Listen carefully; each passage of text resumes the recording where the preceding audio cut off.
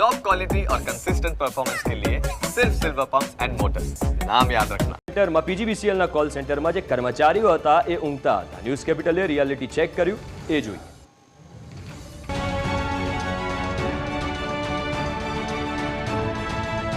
રાજકોટમાં પીજીવીસીએલ એકવાર ફરી વિવાદોમાં આવ્યું છે.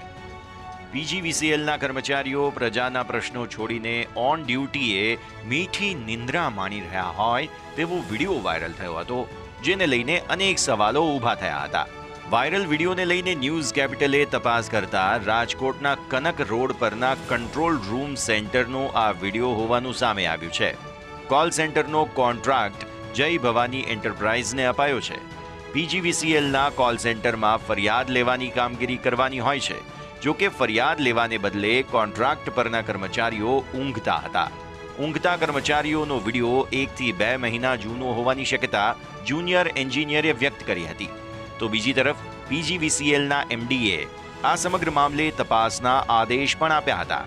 પીજીવીસીએલના જુનિયર એન્જિનિયર એસી ધડુક આપણી સાથે જોડાયા છે. જે વાયરલ વિડીયો છે કેટલા સમય જૂનો છે? જે કેટલા વર્ષ કેટલો ટાઈમ જૂનો છે ને એ હજી ખ્યાલ નથી. બરાબર છે, 1-2 મહિના કે મહિના દિવસ પહેલાનો જૂનો હોઈ શકે છે. આ ડ્યુટી ઉપર જે અધિકારીઓ કે કર્મીઓ હોય છે જે રીતે આરામ ફરમાવી રહ્યા છે, આપ માનો છો કે આ યોગ્ય કહેવાય? ના, યોગ્ય ન કહેવાય, એ વાસ્તવિકતા છે. જે જુનિયર એન્જિનિયર છે તે સ્પષ્ટ કહી રહ્યા છે જે આ વિડીયો વાયરલ થયો તે યોગ્ય ન કહેવાય.